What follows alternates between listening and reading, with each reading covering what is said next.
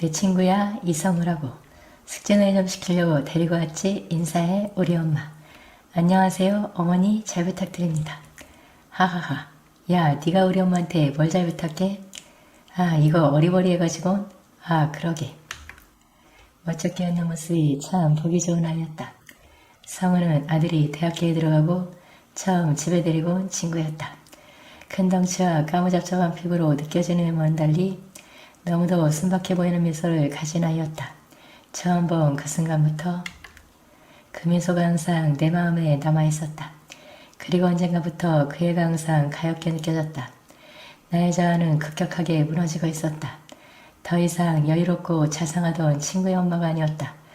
어떻게 너랑 이러면 안 되는데? 마침내 터져나온 내 진심. 굳게 입을 다문 채 애써 참아내려던 속마음이 결국 나오고 말았다. 언젠가 성우에게 수제비를 해준 적이 있다.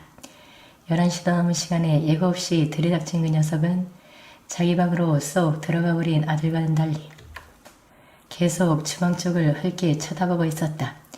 출출하고 직감했지만 이미 식사 시간이라 마땅히 해줄 게 없어서 급한 김에 생각난 것이 수제비였다. 재료도 마땅치 않아 감자랑 호박을 넣고 만든 부실한 수제비였는데 너무도 맛나게 먹어치우는 모습에 나까지 군침이 돌았다. 넌 어떻게 그렇게 맛있게 먹니? 아줌마는 좀 전에 다 먹었는데 너 먹는 거 보니까 또 먹고 싶다. 너 때문에 살찌겠어? 진짜 너무 맛있어요 수제비가. 이렇게 달달한 거예요 원래? 달기는 뭐가 달아? 하하하. 너가 엄청 배가 고팠구나. 수제비 먹고 달달한 얘긴 처음 듣는다. 여하튼 잘 먹는 거 보니 참 좋다. 음식한 보람이 있네. 그때부터였나?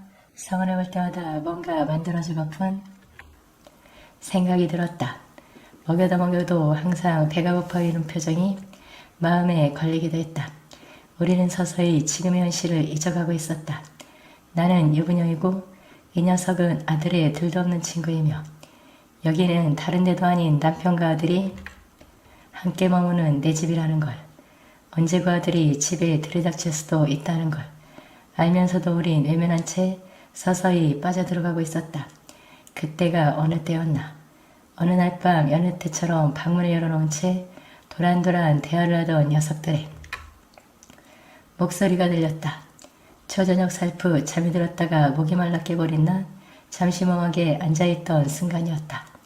녀석들의 속삭이는 대화가 들려왔다. 야 그래도 학교 다니고 어떻게 그렇게 네가 다 하냐? 아무리 새엄만 하지만 너무하신다. 진짜 아무렇지도 않아. 난 뭘 바라는 것 자체가 이상한 거 아닐까? 그 아줌마도 힘들 거란 생각이 들어. 내가 중간에 있어서 어색하고 불편하겠지. 차라리 이런 무관심이 편해.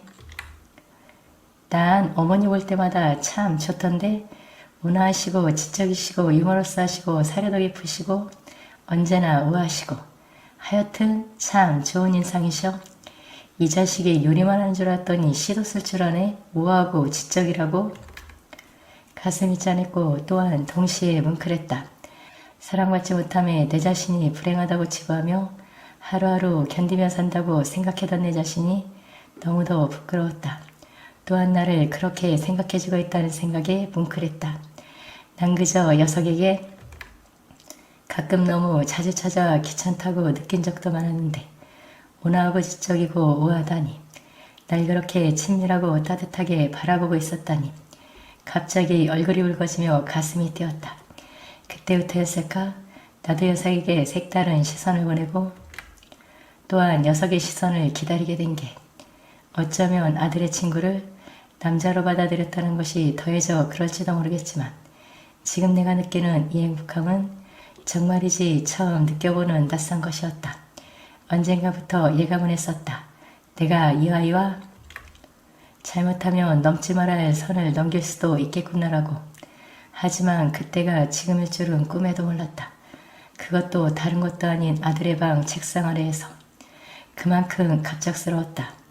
나에게 이렇게 큰 행복을 주는 남자에게 여자는 본능적으로 순종할 수밖에 없는 거야라는 생각이 들었다. 그리고 눈물이 났다. 왜 이제야 이런 행복을 알았는지. 내 자신이 여자이고 이런 거대한 행복을 느낄 수 있었던 존재였는데 왜 이제서야 그리고 20살짜리 아들의 친구에 의해서 알게 되었는지 서러웠다. 이것이 처음이자 마지막일 수도 있기에 더욱 그랬다. 그렇게 우리의 첫 번째 만남은 끝나고 있었다. 이제 어떡하니 우리? 답을 알려는 녀석에게 물어본 내가 한심스러웠다. 하지만 여자는 기대한다. 비록 현실성이 없더라도 이 사랑이 지속될 거라는, 영원할 것이라는 달콤한 대답을. 하지만 역시 여성은 쉽게 대답하지 못했다. 아니, 할 수가 없었다. 앞으로 무엇을 어떻게 해야 할지는 30살이나 많은 어른인 나도 몰랐다. 앞으로 이런 순간을 또 가질 수 있을지 아니면 오늘이 마지막일지 알 수가 없었기 때문이다.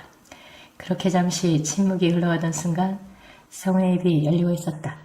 난 어머니가 좋아요. 그리고 계속 좋아할 거예요. 그것밖에는 모르겠어요. 그리고 미안해요. 제가 드릴 수 있는 게 없어서 그냥 너무 미안해요. 내 마음을 모두 바쳐서라도 이 아이를 의뢰해주고 싶었다. 우리 성우, 아줌마가 충분히 사랑해줄게. 조금 더 부족하다고 느껴지지 않게끔 알지? 무슨 말인지? 내 마음도 태어나 처음으로 느껴보는 사랑이라는 감정 앞에 처절해져 갔다. 그때는 몰랐다. 앞으로 우리에게 어떤 일들이 닥칠지, 얼마나 많은 사람들을 상처주게 될지 상상도 못했다. 내 삶이 뒤집어졌다. 갑작스럽게 고장나버린 보일러 때문에 집안이 난장판이 되어버렸다. 장롱이랑 식탁, 소파 등 무거운 게 많아 혼자 엄두가 안 나서 맥이 빠졌는데 싹싹하고 자상하고 깔끔한 성우가 온다니 오히려 반가웠다. 그날 둘의 대화를 엿들은 이후 성우를 바라보는 나의 시선에 따스함이 더해진 것도 반가움에 이었다. 말도 안 되지만 성우가 온다니 가슴이 두근거렸다. 일을 시작할 준비를 하기 위해 방으로 들어가 머리도 하나로 질끈 묶고 무늬 없는 티셔츠와 김장할 때나 꺼내 입고 나는 몸빼 바지도 입었다. 준비가 끝난 것 같아 방을 나서려는 순간 벨소리가 울렸다. 왜인지 모르지만 신이 나서 불이 나게 달려나갔다. 발걸음도 너무 가볍고 상쾌했다. 벌써 왔어? 네, 달려왔어요. 아하, 숨차요? 하하. 으잉, 그럴 것까진 없는데 힘들게 왜 달려와? 어머니 혼자 먼저 일 시작하실까봐 힘드실까봐요. 제가 다 할게요. 어머니는 일하시지 않아도 돼요. 감독관 하세요. 오늘 여태 얻어먹은 밥값 제대로 하겠습니다.